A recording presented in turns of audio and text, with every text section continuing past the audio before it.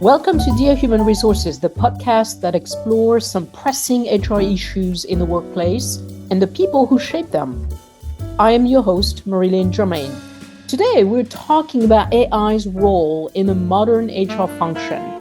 Artificial intelligence is transforming how organizations recruit, manage, and support employees. But these innovations come with important questions about ethics, about fairness, and about the future of work, of course. Joining me today is Joey Price. He's the CEO of Jumpstart HR. He is a TEDx speaker on AI in the workplace, and he is the author of the book, The Power of HR: How to Make an Organizational Impact as a People Professional. Joey helps leaders make confident, evidence-based people decisions, and he blends hands-on HR execution with clear guidance on when and how technology adds value. So Joey, welcome to the show. It is so great to be here, and it's so surreal to now have a conversation with you after listening to so many great episodes here at Dear Human Resources. So thrilled to be a part. Artificial intelligence has been called both a game changer, but also a disruptor in the HR field. In your TEDx talk, you urged leaders to rethink how HR creates value.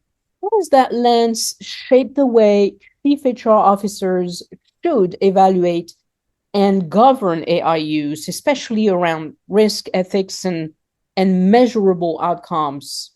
Well, in my TEDx talk, I painted a picture where I encourage leaders, both CHROs and C-suite, to think about their AI utilization from the standpoint of writing your organization's obituary. What I mean by that is framing how you want your organization to be remembered in the way that it utilizes artificial intelligence. And in that case, you have those organizations who are being disruptive and leading by way of layoffs and hoping to stimulate growth and profits through layoffs and introducing artificial intelligence. Then you have others who are using it as a value add and leveraging AI to make team members more effective and efficient. And so for the CHRO who's listening to this conversation, I just implore you to ask your own self, what do you want your legacy to be when it comes to utilizing AI, rather? Will you use AI as a tool to upskill, to train, to level up, and to attract the very best talent?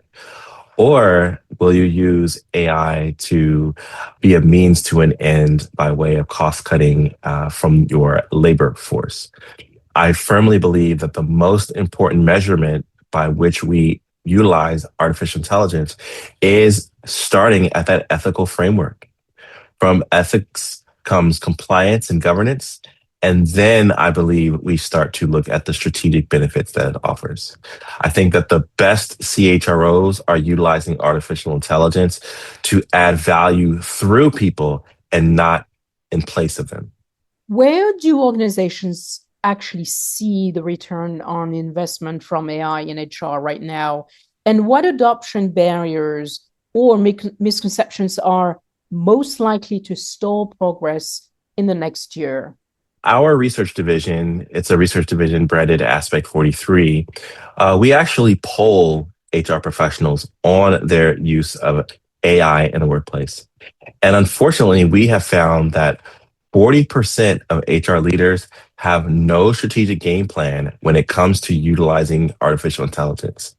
Now, within that 40%, obviously, there are some who choose to ignore, but then there are some who are curious, but just don't know where to start. And so I would say, by and large, a majority of HR leaders haven't quite put a focus on how to drive ROI. But we're having this conversation, and I'm here to tell you that some of the best ways that you can look at ROI from an AI perspective are starting to look at the organizational goals that you are using artificial intelligence to accomplish. That could be reduction of errors. That could be time spent on strategic work as opposed to manual tasks. That could be better adoption through micro learning and L&D efforts where you roll out artificial intelligence. It could be a reduction in payroll errors and misclassifications. And then also it can be with your ability to select and recruit talent that is best suited for your organization. Really, the ROI from an AI standpoint, it truly is a blank canvas and it's what you'll make it. The key is, however, identifying which goals you wish to track, figuring out within those goals the human leadership and oversight that needs to happen, and then finding ways to incorporate AI to make your processes deliver more value. So what everybody's asking right now in the field of HR is, are entry-level positions in HR going to be eliminated because of AI? What do you think? I don't think that they'll be eliminated. I think that they will change. And I can't even say that they will change. They already have. One of the things that I encourage university professors within the HR function to think about, and it's one of the things I touch on in my book, The Power of HR, which is why I wrote it both as a textbook for the entry level professional and a blueprint for that mid to senior leader who's looking to get strategic influence in what they bring to the table. That for the entry level professional, you have to become a digital native within the HR profession. What I mean by that is understanding how artificial intelligence is changing the way that we look at the administrative function within HR. As an example, migrating from one payroll system to another. Typically, you would require your entry level payroll clerk or your entry level HR assistant, depending on the scale of your organization, to go in and first do an initial audit of the payroll data in the old system and then map appropriate fields to payroll data to the payroll fields in the new system, and then manually have the process of moving records and files from one place to the other. Well, in the conversations that I have with HR technology vendors, I'm seeing that that particular aspect of integration, the syncing of data, can now be done with the push of a button.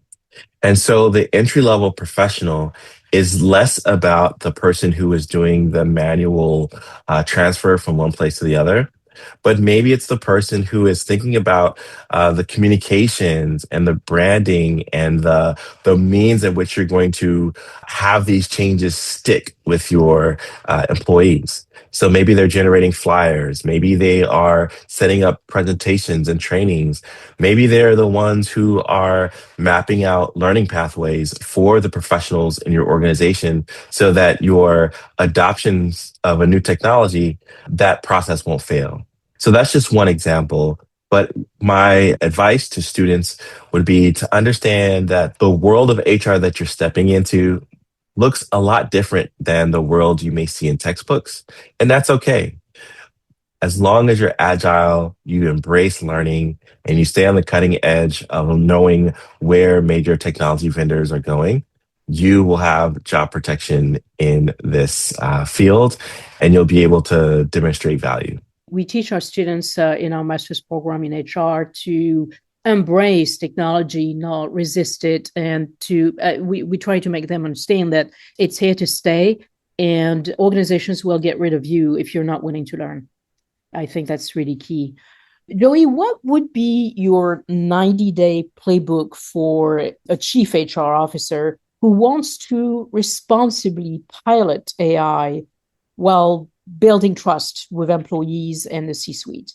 I believe that the CHRO who wants to pilot AI has to first embrace the reality that your colleagues are using artificial intelligence to do their jobs, whether you know it or not.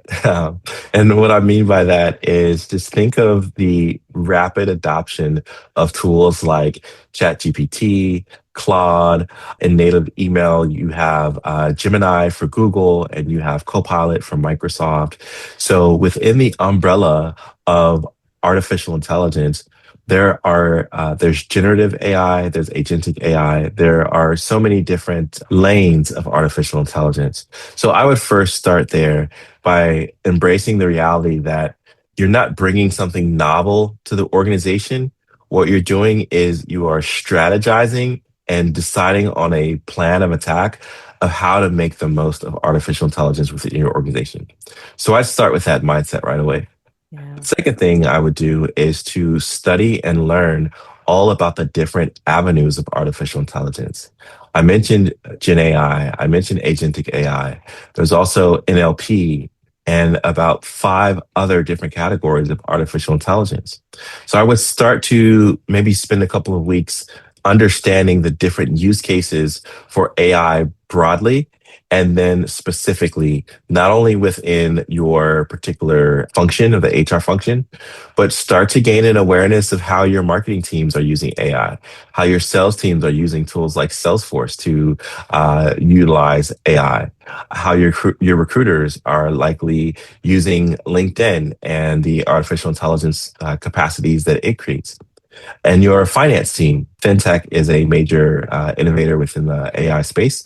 So again, start to get a sense for how AI can be used. And then after that, I would roll out a formal change management process. I am a big fan of Kotter's 8 steps of change management. So get a cohort of colleagues at all levels of the organization, cast vision for the adoption of, I would start with L&D. L&D, I think, is the safest, non-abrasive way of using artificial intelligence at work. So maybe you're implementing a new learning management system and start with that tool and then get feedback for how your organization is receiving it. And then after that, I would consult with general counsel or with our outside attorney or outside consultant to evaluate your policies. So that's going to be your framework for ethical AI, as well as your do's and don'ts from a standpoint of data privacy, protection, intellectual property, and trade secrets, things of that nature, to not just give a wide canvas to your team, but set parameters around the do's and don'ts of AI in your use case.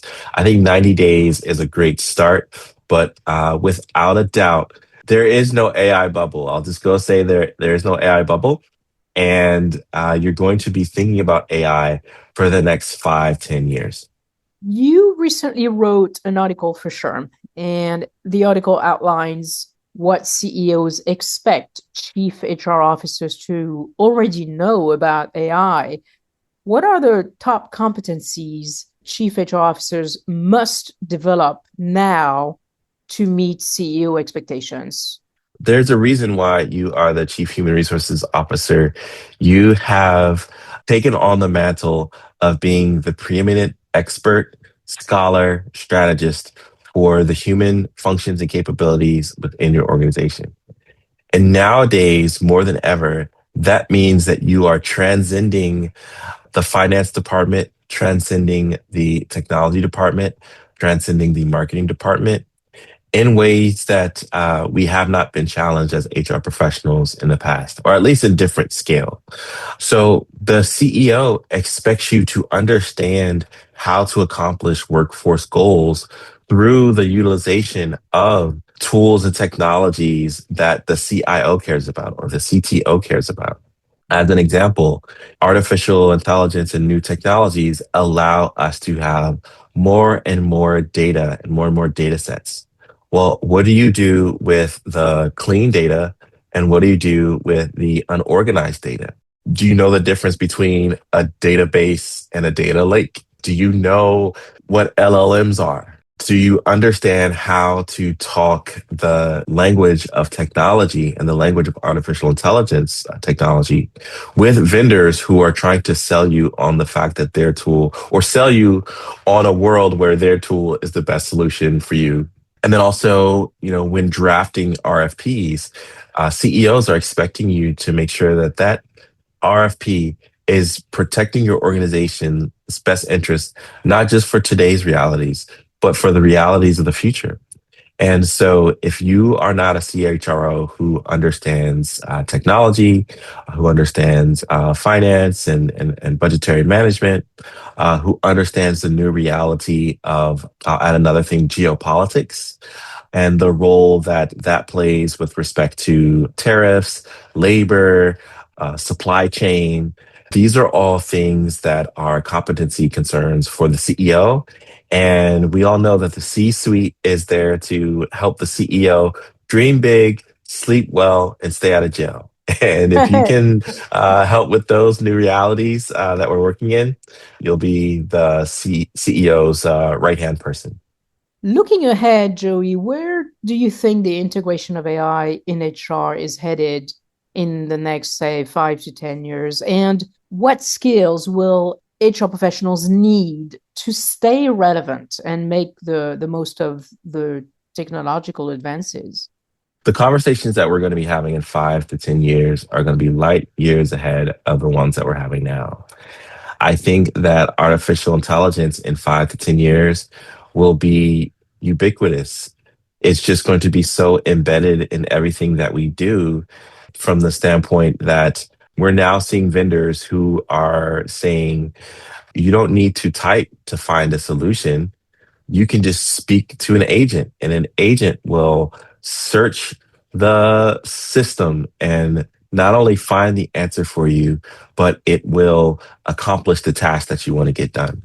So, similar to what we dreamed about and imagined through shows like Star Trek, we're going to see that happening in 5 to 10 years. Now, that also may come, I think there will be an unfortunate reality that HR departments as a whole will reduce in headcount. But while I believe there will be a reduction in headcount for HR departments, I also see that there will be new jobs created where maybe an HR professional upskills and moves to another function, maybe something that is entirely IT, but is like the people facing professional of the IT department. So I think HR will graduate and departments will shrink. But I think departments will shrink as more and more companies enter into the competitive landscape. So net, I am bullish on job creation through artificial intelligence, but the disruption will be that as you see major companies like Amazon's, UPS, Spotify's go through layoffs, those best and bright minds are going to go and stand up their own companies in which they'll need HR professionals and they'll need technology professionals and they'll need AI in HR. And so I think we're at a juncture now where the HR department of today is going to be radically different than that in 5 to 10 years. So I'll finish with a question about the new graduates. I mean, we are graduating here in our program, Master in HR program, about 25 students with a Master in HR. So they're finishing their semester. They're going to get their degree in December. How can evidently, they didn't get much exposure to AI in the program because it's fairly new. Where do you think they can start getting the education they need to stay competitive and apply for jobs that they know they can obtain without much knowledge about AI? Great question. And my hats go off to all of you graduates. If I had to give a quick commencement speech, I will say it's only up from here. So, as challenging as it may be to get your foot in the door, once you're in there, the sky's the limit. I would say that artificial intelligence is a umbrella category, but the way in which those panels of the umbrella function are similar, whether it's HR technology, marketing technology, sales technology, finance technology, or personal technology. So if in your own life, you are using your Apple phone, your iPhone, to create shortcuts that say, hey, whenever it's 7 a.m., send me a text of the weather report for the day. Or whenever I'm driving in my vehicle and I get 10 feet from my house, activate the home link system, turn my lights on, and start a pot of coffee. There are so many ways that you can practice being an AI native person that will translate into being AI native as an HR professional. So I would just encourage you to learn how these different types of tools work, generally speaking, And then as soon as you are applying for jobs, I would ask them, what is your technology stack? So that you can begin to go on websites, so that you can go and find research organizations like ours, Aspect 43, where we actually create research about HR technology and how it shows up at work. Go online and find videos of how people are using these tools. And I won't say fake it till you make it, but I will say learn until you earn. Okay. I'll say learn until you earn because there's a lot of good knowledge out there. Great advice. Wow, Joey, thank you so much for sharing your insights. AI in HR is no longer a future possibility, as you just talked about. It's here now, and your perspective on how we can navigate it thoroughly and strategically was really invaluable. Thank you for that. My pleasure. Thanks for having me. Support for this show comes from Western Carolina University, a campus of the University of North Carolina system, with the technical assistance of Kelly Minnis.